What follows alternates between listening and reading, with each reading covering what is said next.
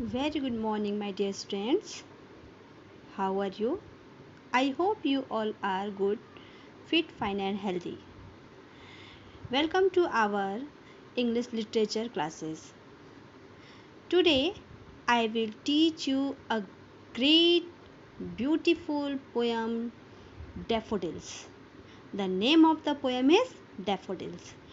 Daffodils is a beautiful yellowish flower.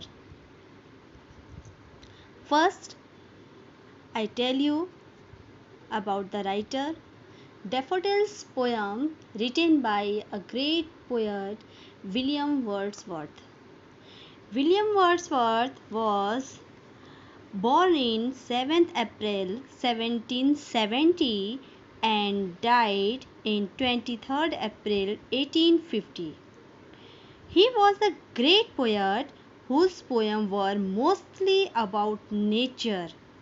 His love of nature, natural landscapes, and flowers gifted us with some of the most beautiful poems in English language. In his poems, he talks about the goodness of nature and its solitude, purity, and simplicity. Daffodil's poem was written in 1804, inspired by an event on 15 April 1802. This is a flower, it's daffodils. Okay, daffodils poem was written in 15 April 1802, in which Wordsworth and his sister Dorothy came across a long belt of daffodils while traveling in the Lake District of England. It was first published in 1807 in Poems in 2 volumes, and a revised version was published in 1815. The original title of the poem, I wandered lonely as a cloud. I wandered lonely as a cloud. This is the original title of the poem. Is merely the first line of the poem. It's somewhat misleading as it suggests that there is something about the poet's loneliness in the poem. But the poem is all about the beauty of the daffodils and how they brought happiness to poet. So some anthologists, including Palgrave, titled this poem as Daffodils or the Daffodils in their collection. The forms of the poem. This poem is mainly 4 stanzas are 6 lines. The 4-6 lines stanza of this poem follows a quatrain couplet rhymes scheme AB AB CC. Each line is metered in iambic tetrameter. iambic means काव्य पंक्ति, उसको लयबद्ध तरीके से करना. Okay, now in Hindi. Daffodils poem William Wordsworth द्वारा लिखी गई एक बहुत ही सुंदर कविता है, जिसमें विलियम वर्ड्सवर्थ ने डैफोडिल्स फ्लावर का बहुत अच्छी तरीके से व्याख्या किया है. इस कविता को विलियम वर्ड्सवर्थ ने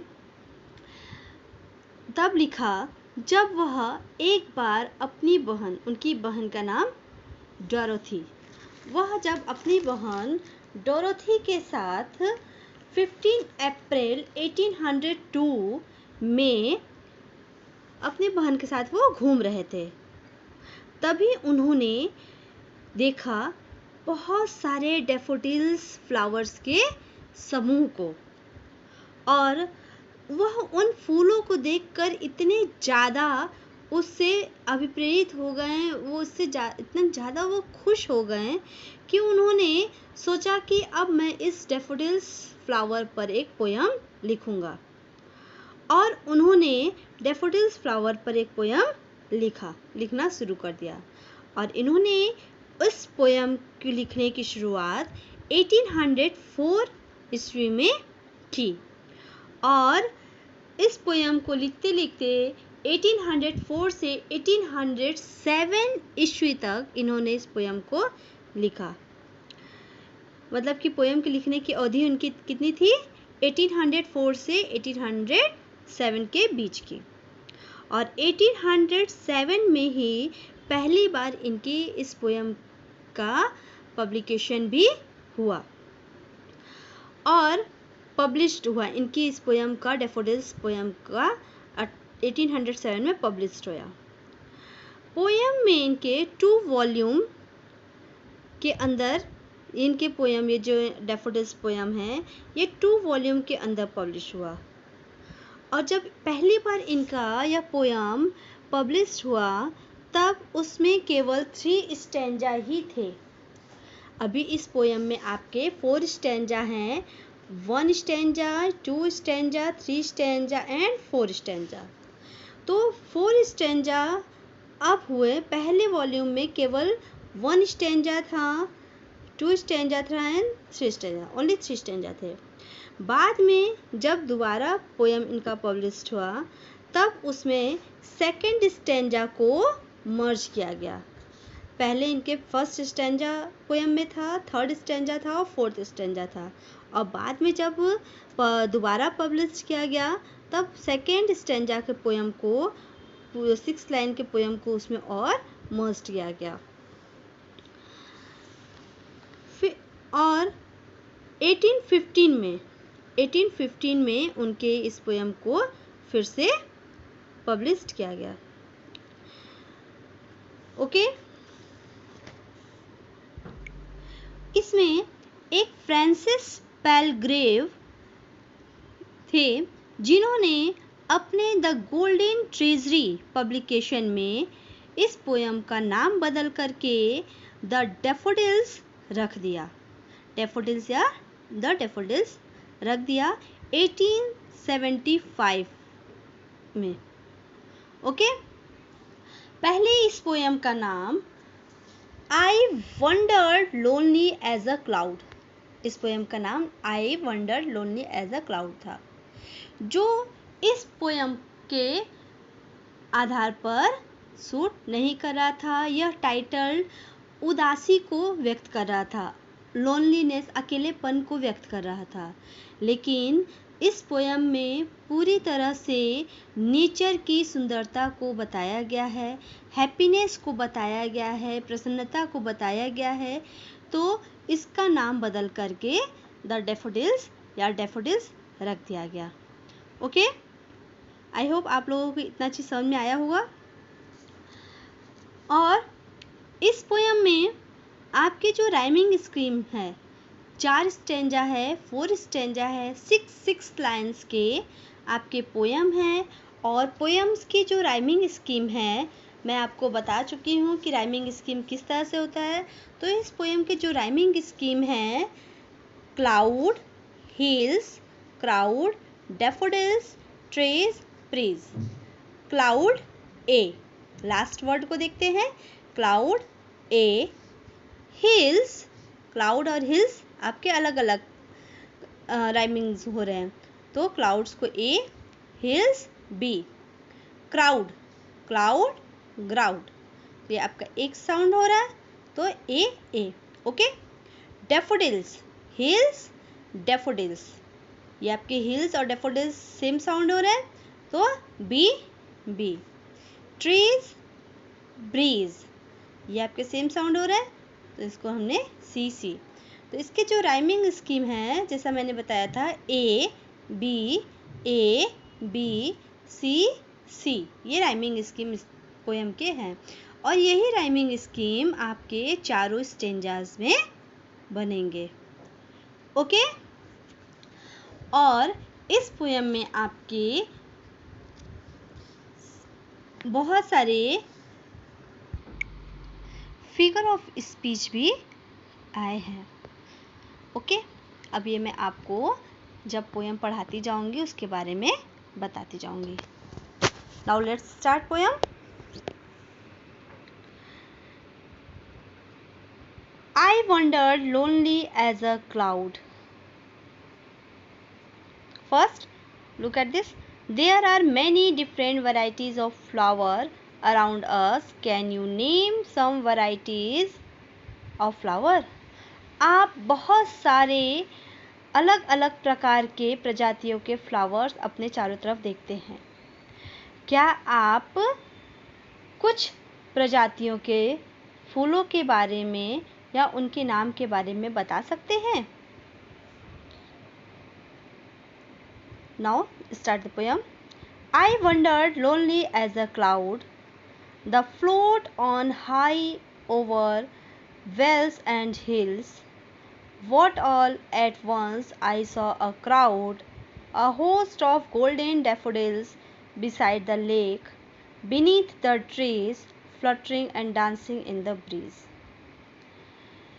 इसमें विलियम वर्ड्सवर्थ कहते हैं कि मैं William Wordsworth poet. William Wordsworth कहते हैं कि मैं अकेले घूम रहा था। वंडर्ड मतलब कि बिना किसी एम के निरर्थक रूप से मैं घूम रहा था, जैसे कि बादलों में, एज अ क्लाउड, जैसे कि बादल आकाश में घूमते हैं।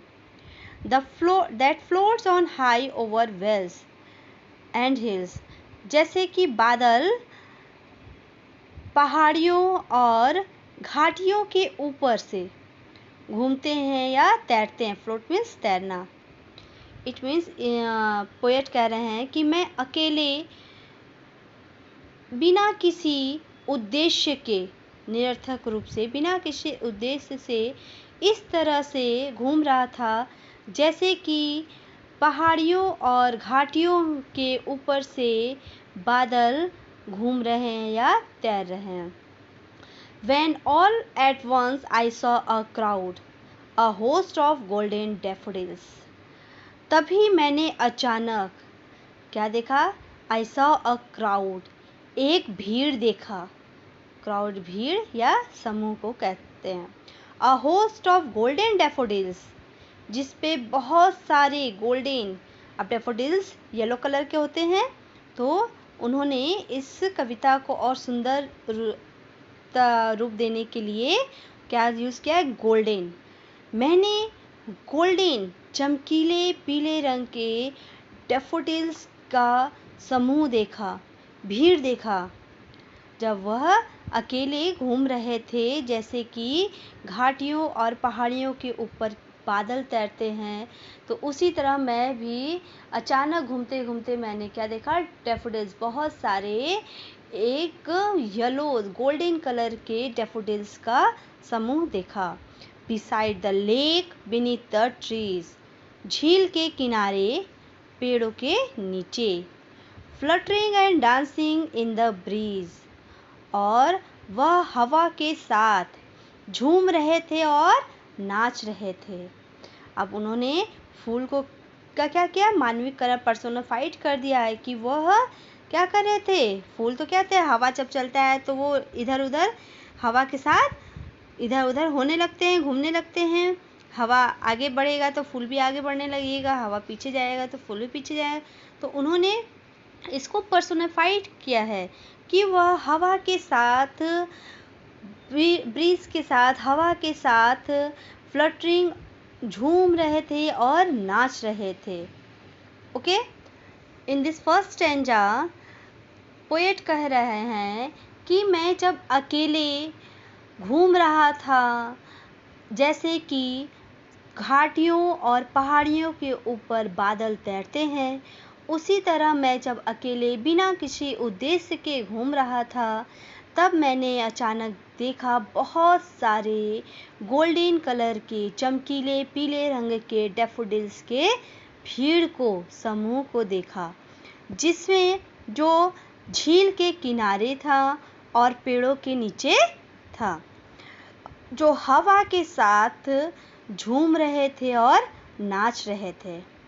ओके, आई थिंक आपको ये फर्स्ट स्टैंजा क्लियर हो गया होगा। राइमिंग स्कीम मैंने इसकी बता दी। अब आपके इस स्टैंजा में फिगर ऑफ स्पीच देखिए।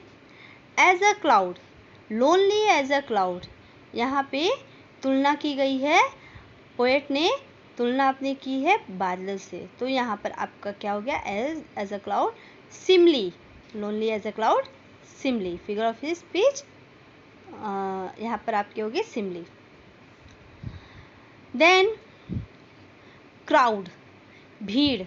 अब क्राउड का यूज़ तो किससे होता है, लोगों के, पीपल्स के क्राउड से होता है, लेकिन यहाँ पर पोएट ने फूलों के क्राउड को बताया है, फ्लावर्स के क्राउड को बताया है, जिसका मानवीकरण, मानव से तुलना की गई है, मानवीकरण किया गया है। तो this are personification. Okay, personification क्या होता है, मानवीकरण। A person who represent an abstract quality, यहाँ पर पर्सोनिफाइड किया गया है, तो this are the personification. Okay, then in this last line, fluttering and dancing in the breeze, these are the personification। यहाँ पर बताया है कि जैसे कि अब डांसिंग कौन करता है, मनुष्य करते हैं ना, तो यहाँ पर फूलों के डांस करने को बताया गया है। तो फूल तो डांस करने रहे, जैसे हवा चल रहा है वैसे हवा के साथ वे झूमते हैं, स्वे करते हैं, लेकिन यहाँ पर उन्होंने अपने कविता में फूलों को एक मनुष्य से तुलना की है, उनको पर्सोनिफाइड किया है कि वे फूल नृत्य कर रहे हैं, झूम रहे हैं।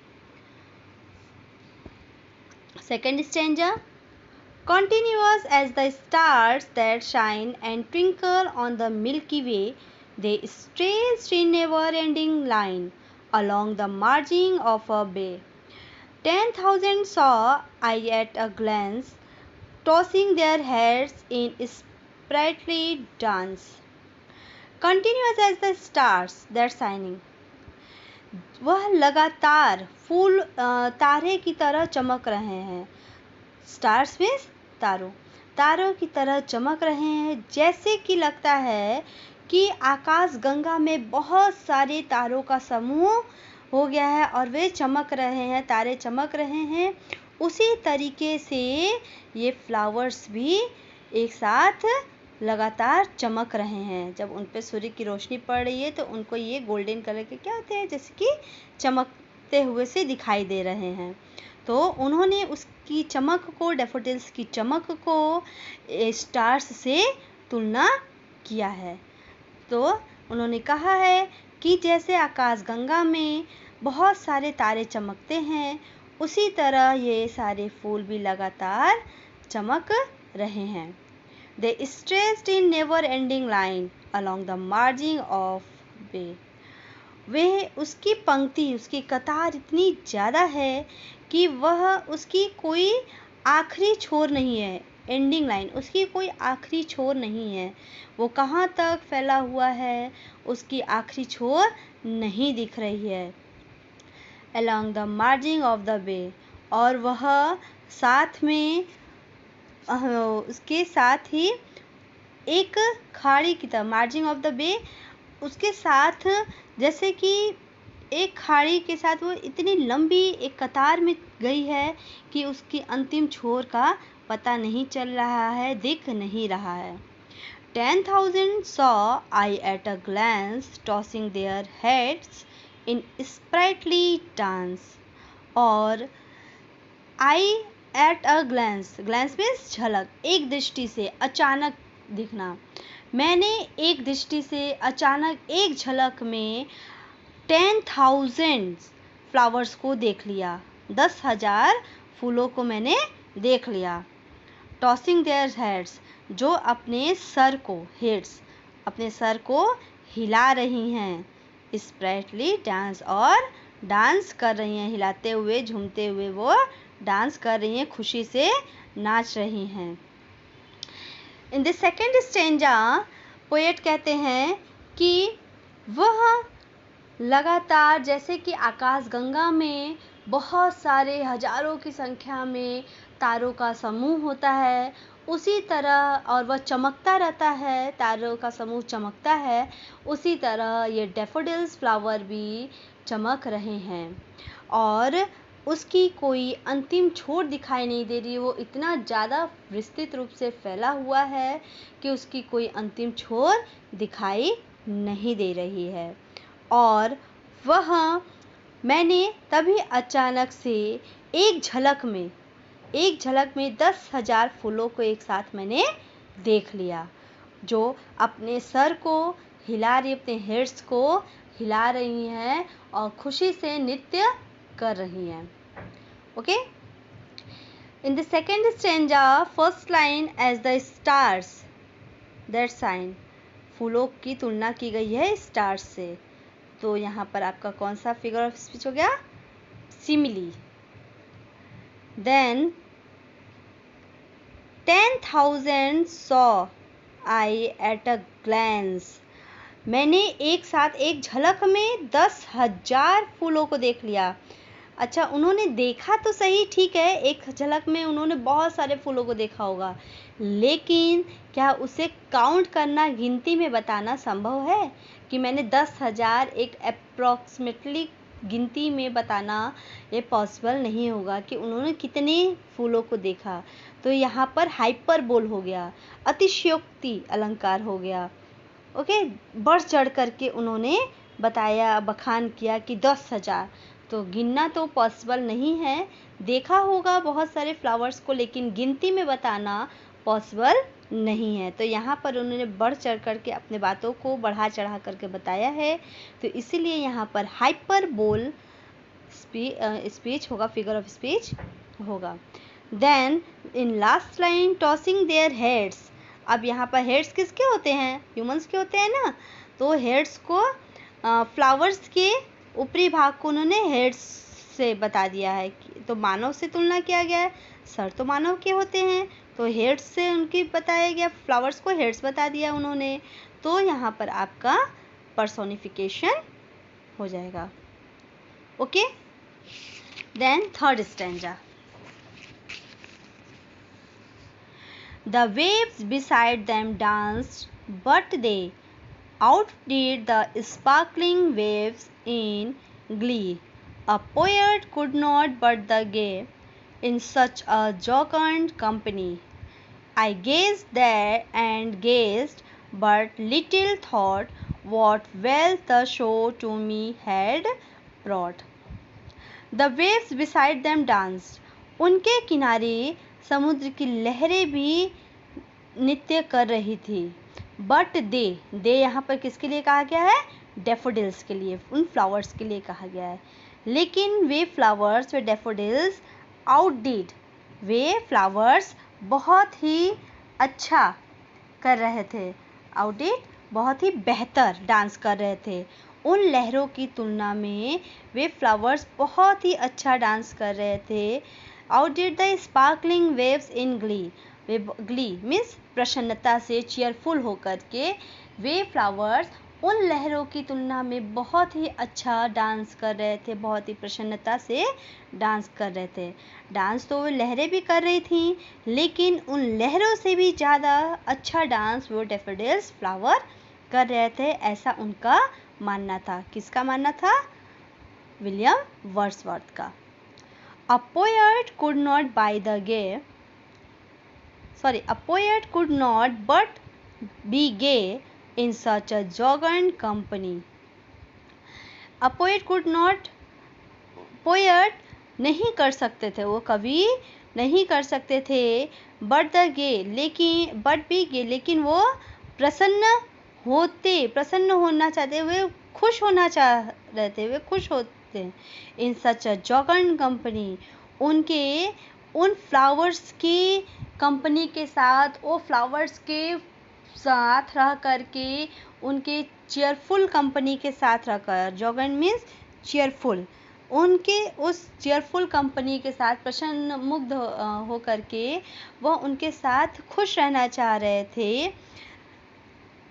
I gazed and gazed, but little thought what wealth the show to me had brought. Gazed, gazed means stare, घूरना। मैं घूर रहा था और घूर रहा था, एक लगातार टकटकी लगाए उन फूलों को घूर रहा था, देख रहा था। बट लिटिल थॉट्स, लेकिन छोटा सोच, मैंने फिर थोड़ा सोचा, what wealth the show to me had brought, वह मुझे क्या, वेल्थ, वेल्थ मीन्स पूंजी होती है, लेकिन यहाँ पर खुशी से बताया गया है कि वह मुझे क्या खुशी देना चाह रहे हैं, वो फ्लावर मेरे लिए क्या खुशी लेकर के आए हैं, क्या प्रसन्नता लेकर के मेरे लिए आए हैं, तो मुझे वो क्या खुशी प्रदान करना चाह रहे हैं। मैं उनके उन फूलों को लगातार देख करके घूरे जा रहा हूँ और उन फूलों के बारे में एक बार सोचते जा रहा हूँ। ओके,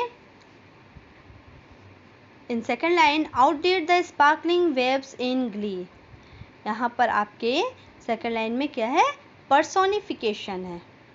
यहाँ पर स्पार्कलिंग वेव्स, वेव्स की तुलना की गई है, वेव्स का मानवीकरण किया गया है, पर्सोनिफाइड किया गया है कि वह बहुत ही बेहतर कर रहे हैं, डांस कर रहे हैं। किससे, डैफोडिल्स वेव्स से भी ज़्यादा अच्छा डांस कर रहे हैं, तो यहाँ पे पर्सोनिफाइड किया गया है। In the second line personification, and in four line jocund company, jocund company यहाँ पर है, चेयरफुल कंपनी में वो रह रहे हैं। In such a jocund company is a metaphor. Okay, and last fourth stanza, for oft when on my couch I lie, in vacant or in pensive mood, they flash upon that inward eye, which is the bliss of solitude, and then my heart with pleasure fills and dances with the daffodils. For off when on my couch, जब मैं अपने couch means sofa, जब मैं अपने सोफ़े पर अकेले लेटा हुआ हूँ और सोचता हूँ, इन वैकेंट और इन पेंसिव मूड, वैकेंट मीन्स खाली, खाली समय में, पेंसिव मीन्स सैड, दुखी मन से, मैं जब खाली समय में दुखी मन से होकर के सोफ़े पर अकेले लेटा हुआ हूँ और सोच रहा हूँ, दे flash upon that inwards eyes, तब मेरे आँखों के सामने केवल उन फूलों की ही, मेरे आँखों के सामने उन फूलों की ही, मेरे मन के अंदर, मेरे आँखों के सामने केवल उन फूलों का ही दृश्य आ रहा है, उन डैफोडिल्स फ्लावर्स का ही दृश्य आता है। Which is the bliss of solitude, solitude जो मुझे, विच इज़ द ब्लिस जो मुझे खुशी देता है, उन फूलों के बारे में सोच करके मुझे खुशी देता है और मेरे अकेलेपन को दूर करता है। And then my heart with pleasure fills, और उनके बारे में सोच सोच करके मेरे हृदय में बहुत ही प्रसन्नता भर जाता है, मेरे हृदय में, मेरे दिल में, मेरे मन में बहुत ज़्यादा ही खुशी भर जाती है। And dances with the daffodils, और मैं डैफोडिल्स के साथ अपने मन से नृत्य करने लगता हूँ।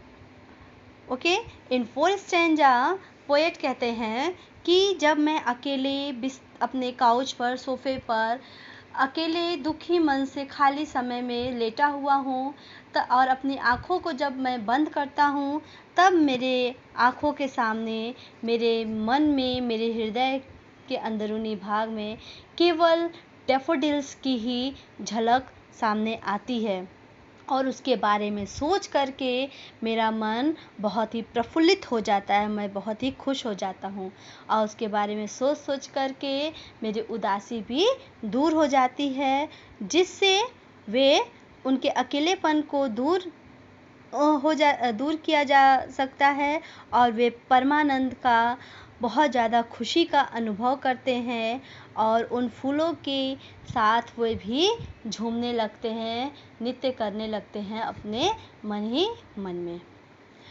And in this fourth stanza, in last line, alliterations, it dances with the daffodils is the alliteration. Alliteration means किसी शब्द समूह में एक ही अक्षर या ध्वनि से आरंभ होने वाले शब्द का प्रयोग होता है। इट मीन्स अनुप्रास अलंकार। ओके, डांसेस, डैफोडिल्स, ये आपका क्या है, एक ही शब्द से शुरू होने वाले हैं, तो ये आपका हो गया अनुप्रास अलंकार। ओके, आई होप आप सभी ने इस पोयम को मेरे साथ एंजॉय किया होगा। इसे बहुत ही ध्यान से आप सभी लोग सुनिएगा, समझिएगा। ऐसा लगता है जैसे पढ़ाते पढ़ाते ही मेरे आँखों के सामने डैफोडिल्स फ्लावर आ गए।